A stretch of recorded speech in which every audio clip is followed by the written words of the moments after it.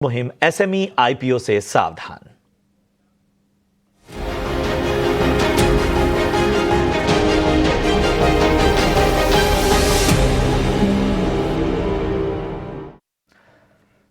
तो इस खास सेगमेंट में एसएमई से सावधान में हम निवेशकों को कमजोर एसएमई आईपीओ से सतर्क करते आ रहे हैं। पिछले दिनों हमने आपको एसएमई आईपीओ डिवाइन हीरा एटीसी एनर्जीज में निवेश से आगाह किया था। लिस्टिंग के बाद लगातार इन पर दबाव देखा जा रहा था। वहीं एटीसी एनर्जीज में लिस्टिंग के बाद लगातार दूसरे दिन लोअर सर्किट है।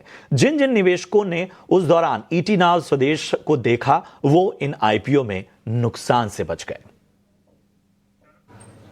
चलिए, और इन सब के बीच में एसएमई आईपीओ को लेकर जिस तरह से हम बात कर रहे हैं, और हमारे साथ मेरे सहयोगी शरद दुबे जुड़ चुके हैं और बता रहे हैं कि आखिर किस तरह की चिंताएं जो हैं वो एसएमई आईपीओ में हैं। शरद, बताएं क्या कहती है आपकी रिसर्च?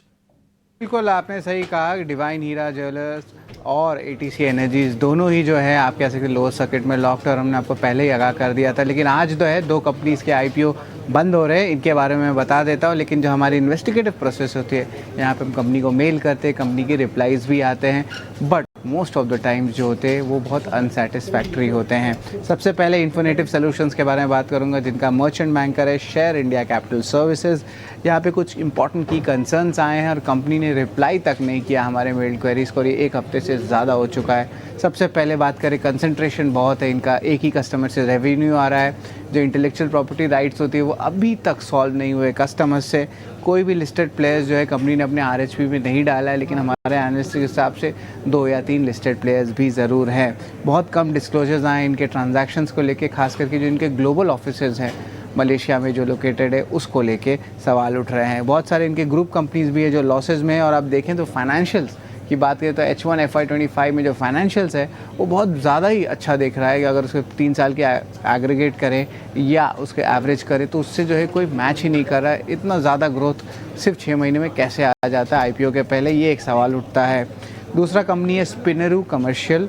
यहाँ पे बुक रनिंग मैनेजर है फिनश्योर मैनेजमेंट सर्विसेज, और हमने हमारी मेल्स की कंपनी ने इंक्वायरी जो है वो जो है जवाब भी दिया, और उन्होंने कहा कि जो ओवरऑल लो इंडस्ट्री ग्रोथ पे ऑपरेट करते हैं, खास करके जो डिस्पोजल प्लेट और पेपर कप्स है उनकी ईपीएस गिरी हुई है, क्योंकि उन्होंने एक बड़ा बोनस ही अनलिस्टेड के समय में 1 साल में अनाउंस कर दिया, 4:1 का था। वर्किंग कैपिटल बहुत लगता है इस बिज़नेस में, इसके कारण इन्वेंट्री बहुत ज़्यादा रहती है, और जो कैश फ्लो है खास करके फाइनेंसिंग सेगमेंट में वो 3 साल से नेगेटिव चल रहा है। ये लोन रीपेमेंट किए जा रहे हैं। तो बहुत सारे जो है हमें कॉशन और रिस्क जो है अपडेट्स इन दोनों ही आईपीओज में हमें देखने मिले हैं ओवरऑल। और हमारी यही मुहिम रहती है ईटी नाउ स्वदेश में कि हम आपको सही समय पे सही आगाह करें। ये आपका हार्ड अर्न मनी है, और एसएमई आईपीओ में जो है रिस्क भी ज़्यादा है अगर रिटर्न ज़्यादा है तो।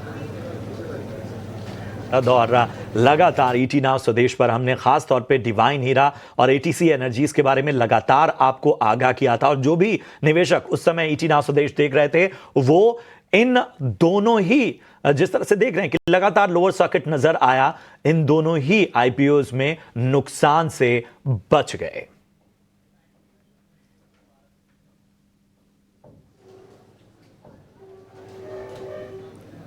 जी बिल्कुल, और ओवरऑल अगर एसएमई आईपीओ की बात करें 2025 में जैसे मूवमेंट देखने मिला है, टोटल एसएमईज जो आए हैं 2025 में 55 आए हैं। आईपीओ जो लिस्टिंग किए हैं गेन में वो सिर्फ 17 आए हैं, आधा ऑलमोस्ट है, लॉसेस 32 आया है।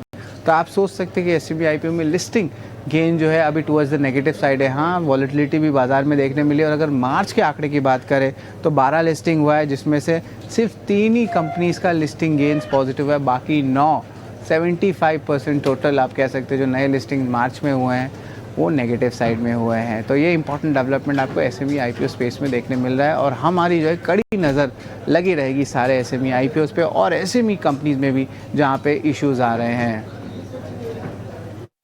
बहुत बहुत शुक्रिया करेंगे शरद, और तमाम आईपीओस का जो प्रदर्शन रहा है वो भी शरद ने आपके सामने रखा। लेकिन ईटी नाउ स्वदेश पर यह मुहिम लगातार जारी रहेगी, हम आपको वक्त वक्त पर आगाह करते रहेंगे। देखिए, जिनके फंडामेंटल्स अच्छे नहीं हैं, जो बेसिक जो मापदंड हैं उन पर जो आईपीओस खरे नहीं उतर रहे हैं, उन सभी के बारे में हम आपको आगाह करते रहेंगे।